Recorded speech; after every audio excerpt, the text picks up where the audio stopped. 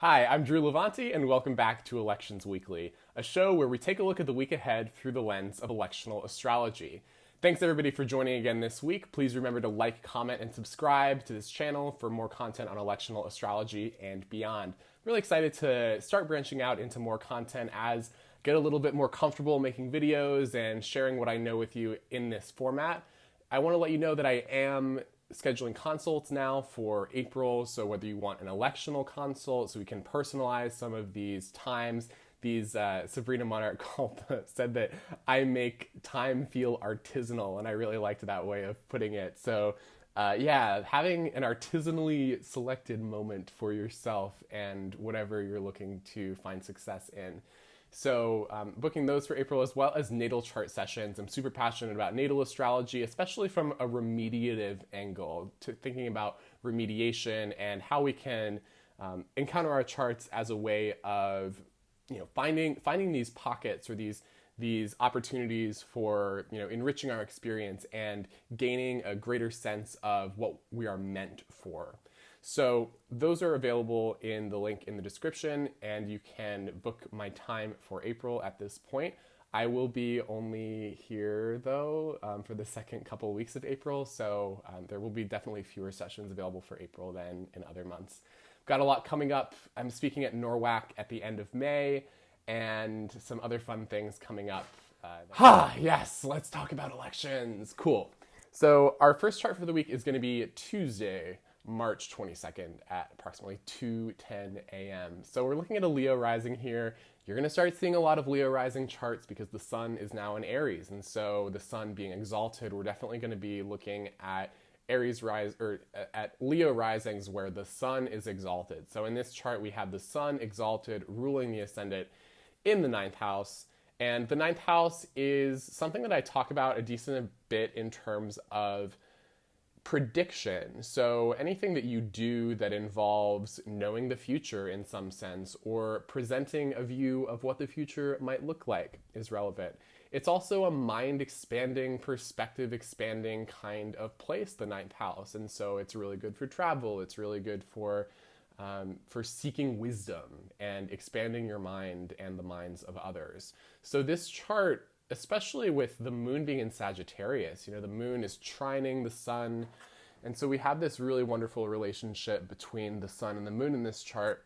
And so this can be a pretty good chart for being close to influential people, because this is something that William Ramsey says about, he's an astrologer, Renaissance astrologer from England. And he says that the moon trine the sun is a really good time to be close to kings. The sun is like the king planet. And so the moon trine the sun that day itself, beyond just that moment, right? That entire day when the moon trines the sun gives us a sense of an easy relationship to power.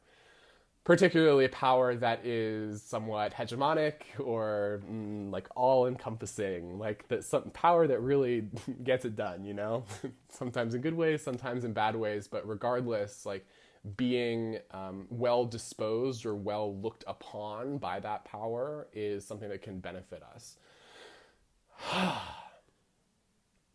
As we look at the rest of the chart, we've got the moon in Sagittarius. This is going to be in the fifth sign of the chart, and so there can be some relevant things here. This chart feels like a good teaching chart, actually.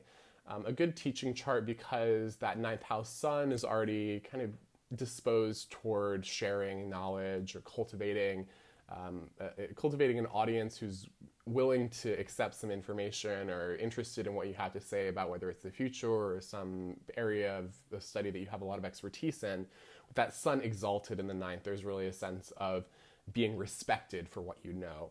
Meanwhile, the moon in Sagittarius in the fifth house is going to be cultivating some student love. The fifth house is the house of students in my book. I gather that from Austin Coppock. I think he gets it from his Vedic studies. So I don't know where all the knowledge comes from, but I have seen that fifth house.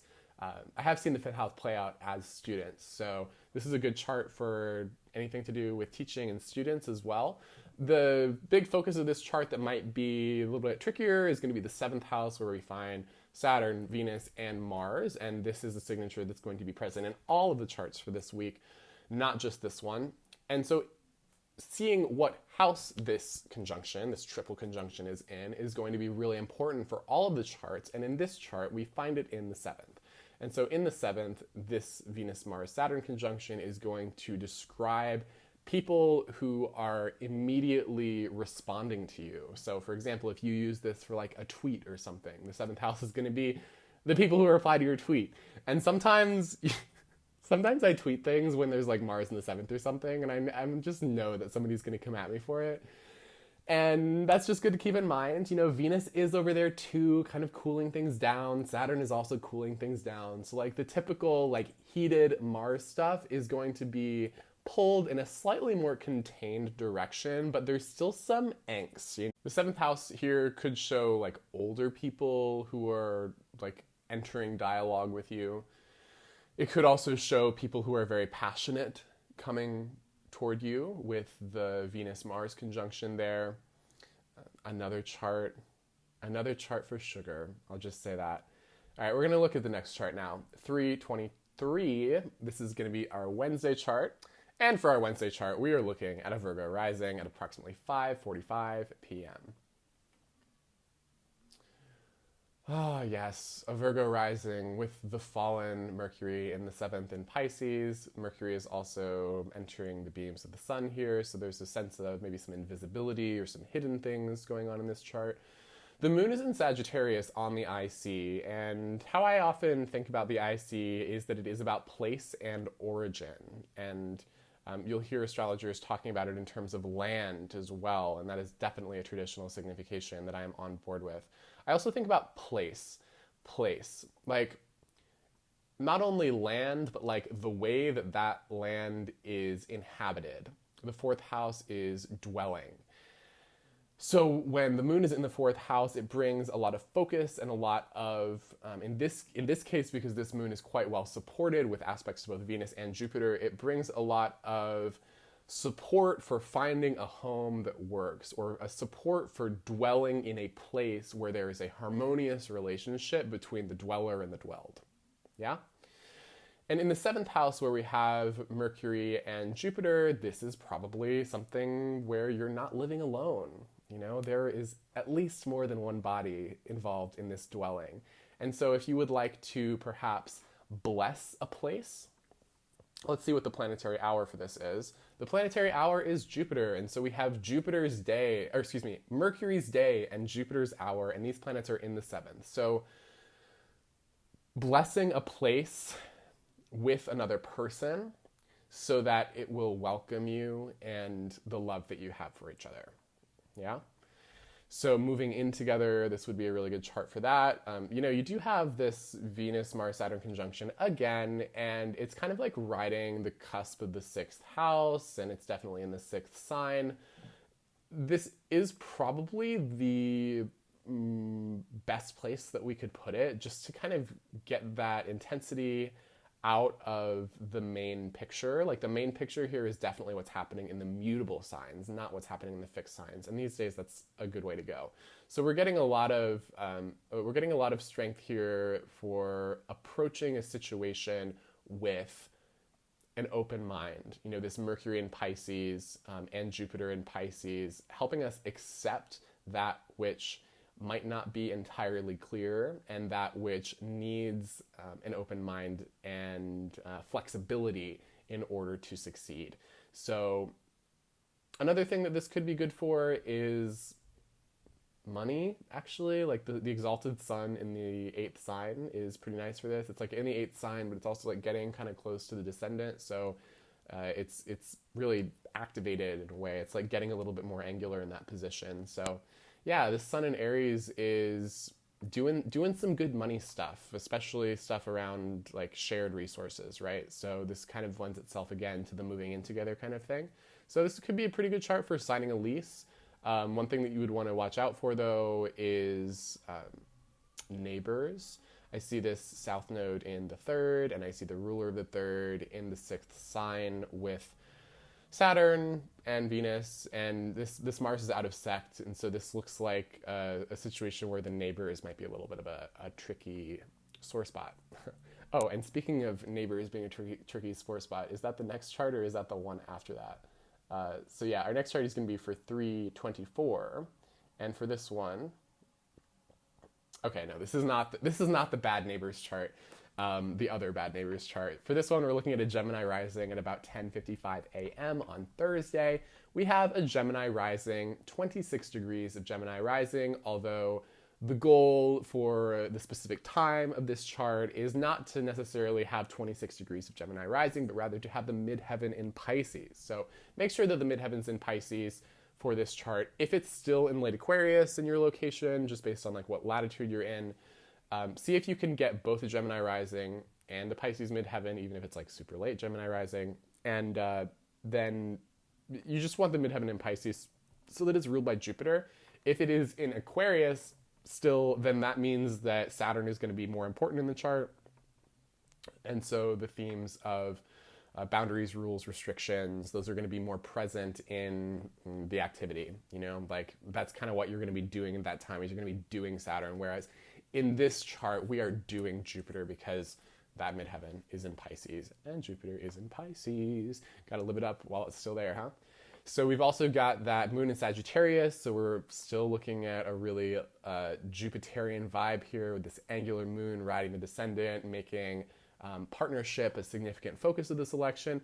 Now, the moon's next aspect is within 1 day's motion, so like if I click forward 1 day, the moon will have completed another aspect from the time of this chart, which means that the moon is not void by my definition. However, the moon will be changing signs before that aspect is made. And when it makes that aspect,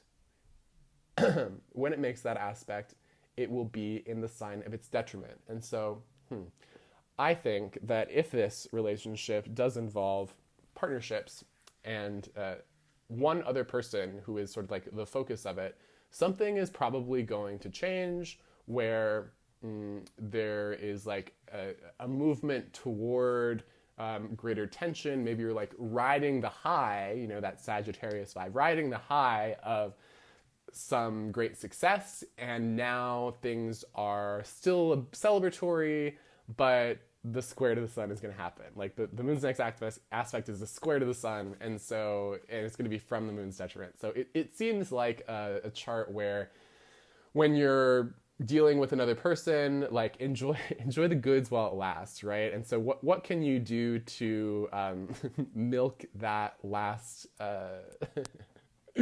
milk that celebration with that person, you know? Just like build up the goodwill, build up all the goodwill that you can, because maybe there's a sense that maybe you won't get to see each other as much with the moon going into its detriment. That like sense of connection might be drying out a little bit in the future. So yeah, just some things to keep in mind with this one. But you know, this ruler of the 7th is like this shining Jupiter in the 7th, or excuse me, in the 10th, helping out the Ascendant ruler Mercury. So there's a sense of like collaboration in public, like doing something publicly together. So this is definitely a chart where you're working together closely with somebody in a public fashion, and definitely not a bad chart for like continuing the good while the good it's good going. Yeah, Mercury's in Pisces. Like I'm so good with my words right now, you know. All right, so we also see the sun on the 11th cusp in Aries, and so this is a pretty good chart for benefactors. A good chart for, you know, getting support from a community, but not just the community. Like, it's one thing. I love accounts of all sizes, but you know, on that Twitter algorithm, when you get a like from somebody with a lot of followers, it goes a lot further than somebody who has 50 followers. That sun on the 11th cusp is like getting a like by somebody with a lot of followers, you know? And so that can be really helpful if you want your message to go a little bit further. So that sense of benefactors, right? So next chart for the week is going to be 325, 12:57 p.m. And we're looking at approximately 23 degrees of Cancer rising. The moon is in Capricorn, ruling the chart, and it is in the 6th house and the 7th sign. So it's declined from the angle, you know, it's a cadent ascendant ruler, but you know what? This election is not about the Ascendant ruler. This is a planetary hour election. Woohoo! Planetary hour election on a Friday. We have Friday and the sun's hour, and the sun is culminating in Aries. It's culminating at 5. It's, on the midheaven. That's what culminating means. If you're wondering what culminating means, the sun is in Aries, and I'm in Aries. It's my birthday season. Maybe you hear it in the bounce and the vitality in my voice. I think that the Aries sun is simply divine. It's simply a bright light that is just really happy being bright and going out and doing shit. Like the sun is exalted in Aries because it is a doer. You have the sun that can sit on its throne and give out, dictates and sign memoranda, whatever the fuck. And then you have the sun that is like out there doing this shit. Like the king who fights, the king who leads the army, the king who is willing to put their life on the line for what they believe in, And so that's the sense of the sun in Aries that I think you can tune into with this election, where it is the sun on the midheaven. And so calling forth some extra vitality and motivation for public projects with this sun on the midheaven is something that I would recommend for this chart. Now, mind you, while this might be a tune into the sun at this time whenever the sun hits the midheaven, right? So again, 12:57 p.m. in my location is when the sun hits the midheaven. You want it to be the sun hitting the midheaven, and also you have to make sure that it's the planetary hour of the sun in your location. If it's not, this don't work. If you have maybe the sun like within 3 degrees of the midheaven and you can get the hour of the sun, that's good too. Just do that. Now, tune into the sun at this time, but do not make stuff. Don't go like full magic. Don't go full petition. Don't go full like I'm trying to affect the world. This is more of an attunement election. And if you're curious about attunement, please go sign up to my newsletter, because I have something coming out soon that is about attunement, and my newsletter is, I think, pretty fun to read. I really like to write, and people like to read it. That's why there's over 300 something people on it right now. I think you'll like it too. So our next election is going to be for 3/26. We're looking at our Saturday chart for the week. Don't we love a Saturday chart? Yeah. 3/26. We're looking at a Virgo rising again. A Virgo rising with Mercury about to leave Pisces. And isn't that interesting? So Mercury's in Pisces ruling the chart. So there's still we're still working with this fallen planet, right? But what's interesting about this fallen planet is that it's about to improve its condition because it's leaving the sign of its fall. It's about to leave the sign of its fall. And so this is, and notice also that the moon is in an applying aspect to Mercury. So we're getting like a lot of Mercury in this chart, and we're focusing on that shift from Pisces to Aries. So if there's some way in which your communication feels a little bit muddled or all over the place, this is a chart where you can like wave goodbye to that vibe and welcome in some sky high fire and live. I'm trying to like do Mercury and Pisces rhymes. So this Mercury in Pisces is one that is like really exhausted of being in Pisces. And so it might be a chart for expressing some discomfort with communication, perhaps even being like, peace, I can't work with you anymore. You've been awesome. Like, seriously, you've been awesome. So thinking about this relationship between Mercury and Jupiter, where Mercury is like, Jupiter, it's been so nice hanging out in your house, but I need to go like dry out. I need to go be a little bit more precise and a little bit more action-oriented. So like, what is it going to be like for Mercury in Aries as opposed to in Pisces? And so it's going to be a fire instead of a water, and it's going to be a cardinal instead of a mutable. And it's going to be a Mars instead of a Jupiter. So that sense of like action and activity that Mercury is anticipating as it's about to cross that boundary into Aries is something that you'll feel as you do this. So a situation with which you are exhausted and where you are craving change is basically what this chart is for. So let's go to the 27th. The 27th is pretty cool because this is the bad neighbor chart, right? Yeah, this is the bad neighbor chart. We've got a conjunction of the moon, Mars, Venus, and Saturn in the third.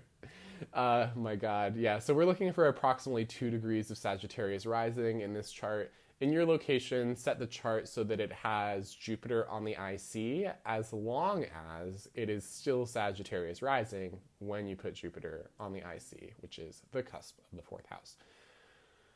Oh, the moon is conjoining Mars, and we gotta make some chart. So where are we gonna put it? Let's just make it as cadent as possible. Let's take it out of the picture as much as possible, and let's try to get our support from somewhere else. And so that's what we're doing with this chart. We are putting Jupiter on the IC and hoping for the best, basically. Not a day where I would be electing pretty much anything. Obviously, I'll be doing some things, but I'm going to keep in mind that this is a day for, generally speaking, strife and turmoil. And notice that I've made this a night chart so that the Marsiness of this Moon-Mars conjunction is toned down just a smidge. Just a smidge, because it's a very intense moon. And so there might be a sense, cadent stuff can just be in the past sometimes. However, with the moon there, it's probably in the very recent past where there's been some shit, and this is a cool down moment. A cool down moment where you're still feeling the feels, but you're praying for coolness. We're praying for water. We're praying for letting it go. Jupiter is now in that last 10-degree subsection, that last decade of Pisces, where it's where I have my Saturn. I'm just oh yeah. So yeah, basically not the best election, but if you had to do something related to, I don't know, home. See, the thing about, it's oh yeah, Jupiter's on the IC, do something good for home. But then also the moon, the general signifier of home, is kind of not happy in this chart. So yeah, I don't really know what to tell you to do with this one. Just not the best. Cool down, yeah? All right, so our 3/28 chart, it's my birthday. My birthday's on a Monday. My birthday, but it's not my solar return yet. My solar return has Pisces rising, which is awesome. The chart for this chart is basically the same as the last one, but with the moon not totally screwed. So the moon here is in Pisces, in my location, and it's so sad that people east of me, including people in New York and London and Paris and Berlin, and I'm trying to go east from here, and Dubai. I doing that thing that pop songs do, where they name the most famous city from each part of the world, and it's always the city where you see people traveling to on Instagram or whatever, and it just shows how much my imagination is colonized by the visual. But yeah, this chart is really solid for 4th house stuff because the moon is conjoining Jupiter. At least it's in the same sign as Jupiter there. But what I was saying is that people east of me, people east of Chicago, you're going to be experiencing not the moon in Pisces yet. And so, yeah, you're going to have the moon in Aquarius still, which is honestly kind of the whole point of this chart, is that the moon is no longer in Aquarius. So, sorry. But you can just maybe click forward a few hours to Pisces rising and see if then you have that moon in Pisces. Just click forward until the moon's in Pisces, and then the moon is in Pisces conjunct Jupiter, and we're tuned in not to the fixed stuff, we're tuned into the mutable stuff instead. We're tuned into the openness, the sense of possibility, the growth, the expansion, the mutable Jupiter goodness. And so, yeah, I love this chart for finding home, and maybe even appreciating the home that you've already had. So the reason I say that is because the moon is waning. The moon is getting close to its balsamic phase at this point, where there's release, there's letting go, getting ready to refresh for that new cycle of the moon. So it has maybe a bit more to do with the past, right? A bit more to do with what has already come in terms of home, living situation, emotionality, emotional center, emotional situations that have shaped you emotionally. Yeah, just having a lot of compassion, a lot of compassion for where you've come from, where you've already been, and maybe putting some of those things to bed in the gentle way that you would put like a problematic child to bed. A problematic child, what does that even mean? But I mean like a child who's misbehaving. Sometimes we all end up acting like children because nobody's perfect and we're all traumatized in our unique and special ways. And putting that child to bed gently with compassion so that they might one day again rise in the morning with support. We got to hold our damaged parts as gently and lovingly as we cherish our wonderful parts. So some thoughts about this balsamic. I love the word balsamic. I also love balsamic vinegar and oil. Yeah, food in this chart, food's pretty good.